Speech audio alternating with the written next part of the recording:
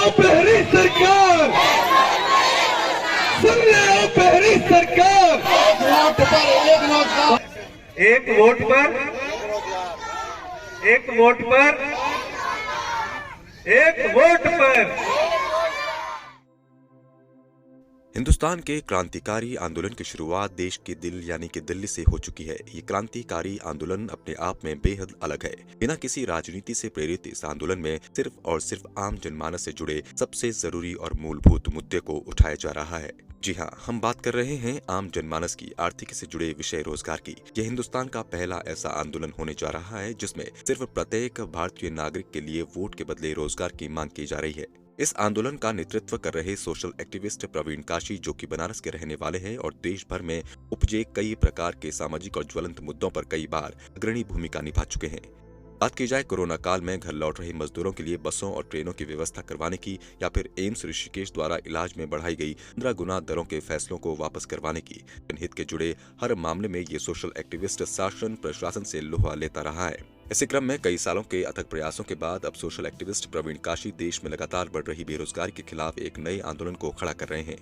इस आंदोलन में प्रवीण काशी रोजगार कानून की मांग करते हुए एक वोट पर एक रोजगार दिए जाने की मांग कर रहे हैं। दिल्ली के जेजे कॉलोनी स्थित भलसुआ में आयोजित हुए इस कार्यक्रम में सैकड़ों की तादाद में स्थानीय मजदूरों ने प्रतिभाग किया। साथ ही आर्थिकी से पीड़ित कई महिलाएं भी इस कार्यक्रम में भारी तादाद में शामिल हुई और अपनी पीड़ा एक वोट पर एक रोजगार के इस मंच पर रखी।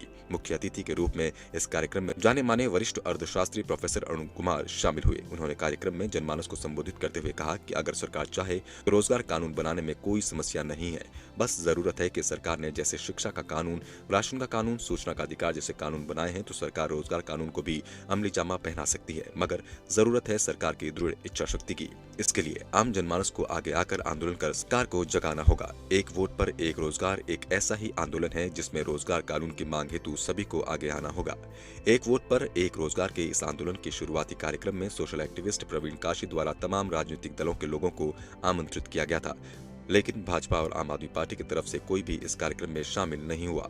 कई समाजसेवी जरूर इस कार्यक्रम में शामिल हुए। वहीं इस कार्यक्रम में कांग्रेसी प्रतिनिधि के तौर पर पूर्व सांसद डॉक्टर उदित राज शामिल हुए। उन्होंने भी रोजगार कानून को आज के समय की जरूरत बताया और कहा कि लोगों को बढ़ चढ़कर इस आंदोलन में भाग लेकर अपने लिए रोजगार कानून की मांग करनी चाहिए। रोजगार कानून से ही हमारे भावी पीढ़ी का भविष्य सुरक्षित किया जा सकता है। वहीं इस आंदोलन की शुरुआत करने वाले सोशल एक्टिविस्ट प्रवीण काशी ने मीडिया को बताया कि रोजगार कानून आज की जरूरत है और अब वो जमाना नहीं रह गया है कि घर में एक आदमी कमाए और पूरा परिवार खाए, बल्कि आज समस्त सदस्यों को कमाने की जरूरत है ताकि उनकी जरूरतें पूरी हो सके। साथ ही कहा कि जब सरकार वोट सभी से लेती है तो रोजगार सभी को क्यों नहीं देती? आखिर कब तक देश में ये भेदभाव चलता रहेगा? आखिर कब कम पढ़े लिखे लोगों को भी उनकी योग्यता के आधार पर गारंटी के साथ रोजगार दिया जाएगा? साथ ही उन्होंने दावा किया कि उनका ये आंदोलन अब शुरू हो चुका है, जिसे देश के विभिन्न राज्यों में आयोजित कर हर जनमानस को रोजगार कानून के प्रति जागरूक किया जाएगा। सरकार अगर अपने मन से इस कानून को नहीं बनाएगी तो सरकार को आंदोलन के माध्यम से मजबूर कर कानून बनवाया जाएगा। आप भी सुनिए क्या कुछ कहा रोजगार कानून के लिए आंदोलन छेड़ने वाले सोशल एक्टिविस्ट प्रवीण काशी ने। ये आंदोलन रोजगार को कानून बनाने के लिए है, रोजगार का कानून, ताकि लोगों की न्यूनतम मजदूरी, और हर घर में आजकल क्या है, वो ज़माना नहीं रहा कि पति कमाएगा पत्नी नहीं कमाएंगे, लड़के कमाएंगे लड़कियां नहीं कमाएंगे। वो ज़माना बीते कल की बात हो गई। आज बेटे बेटियां दोनों बढ़ चढ़ के जो है अपना आत्मनिर्भर होना चाहते हैं, काम उठाना, अपना खर्चा उठाना चाहते हैं। ऐसी स्थिति में सबको काम चाहिए, पर स्थिति ये है कि जैसे जैसे मशीनीकरण और आर्टिफिशियल इंटेलिजेंस का ज़माना आ रहा है, काम अपने आप ख़त्म हो रहा है। कोरोना में काम ख़त्म हो गया। अब देखिए बहुत बड़ी बड़ी कंपनियां अमेरिका में और तमाम जगहों पे आईआईटी के लोगों को रोज़गार ख़त्म हो गया। ऐसी स्थिति में हमारा ये कहना है कि वो तो आईआईटी से पढ़े हुए, उनका रोज़गार जा रहा है। जो लोग कम पढ़े हैं, जो भारत के नॉर्मल स्कूल नॉर्मल कॉलेज में पढ़े, उनको रोज़गार की क्या गारंटी है? हम लोग ये कह रहे हैं कि आप इस लोकतंत्र में आप हम सबसे वोट लेते हैं। जब चुनाव आता है तो ये नहीं कहते कि घर से एक ही आदमी को लाना वोट डलवाने, मोहल्ले से एक आदमी को लाना वोट डलवाने, गांव से एक आदमी को लाना वोट डलवाने। लेकिन रोजगार गांव में एक आदमी के पास होगा, मोहल्ले में पूरा चाटोगे तो एक आदमी के पास एक रोजगार होगा। शहर में पता चलेगा कि 200-400-500 लोग ठीक ठाक रोजगार कर रहे, बाकी लोग धक्के खा रहे। पर वोट हर शहर, हर गाँव, हर राज्य से आप सबसे ले रहे हैं। तो इस लोकतंत्र को सबके प्रति उत्तरदायी होने के लिए एक रोजगार कानून बनाना पड़ेगा। वो तभी बनेगा जब बेरोजगार, सभी मजदूर एकजुट होंगे। ऐसे तो नहीं बनेगा ये।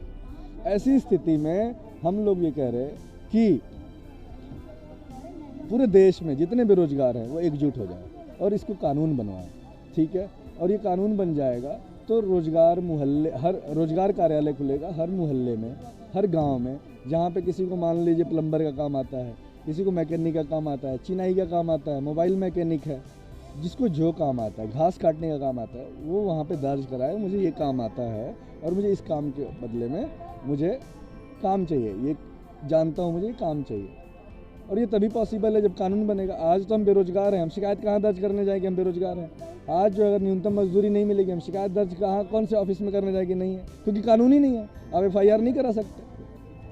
तो हम यही कह रहे हैं, जैसे राशन का कानून है तभी राशन मिलता है, ठीक है, शिक्षा का कानून है तभी शिक्षा मिलती है, वैसे ही रोजगार का कानून मिलेगा तो आदमी चाहे प्राइवेट में हो या सरकारी में उसे काम मिलेगा। साथ ही हम कह रहे हैं समान काम का समान वेतन, समान काम का समान वेतन, क्योंकि उसी डिपार्टमेंट स्वास्थ्य विभाग में हॉस्पिटल में चले जाइए, एक नर्स एक डॉक्टर जो है सरकारी है, अस्थाई है, वहीं पे एक दूसरा अस्थाई है, संविदा पे है, एक टीचर परमानेंट है, एक टीचर जो है संविदा पे है, एक जो है सफाई कर्मचारी है वो परमानेंट है, एक कर्मचारी जो है संविदा पे है, दोनों के असमान वेतन है। तो हम ये कह रहे हैं कि ये चीज़ें ख़त्म की जाए और सुप्रीम कोर्ट बार बार कह रहा है कि इसे ख़त्म किया जाए, पर इसे लागू नहीं कर रही सरकार। तो ये बात हर किसी की है, हर घर की है, हर परिवार की, हर इंडिविजुअल की, हर एक नागरिक की है।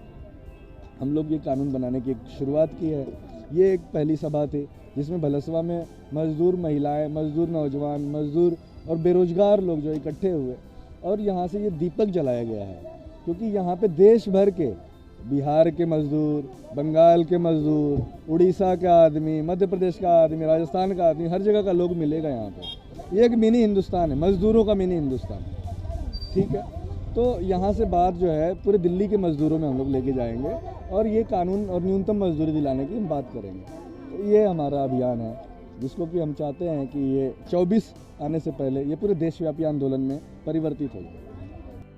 इस कार्यक्रम के सफल आयोजन हेतु महिला शक्ति ने अपना अहम योगदान दिया। न्यूज इंडिया अपडेट के लिए राजधानी दिल्ली से मुख्य संपादक दीप मैठाणी की रिपोर्ट। न्यूज इंडिया अपडेट आपका अपना चैनल है। खबर को शेयर करना बिल्कुल न भूलें और पेज को जरूर फॉलो करें ताकि आपको मिल सके हमारी खबर सबसे पहले।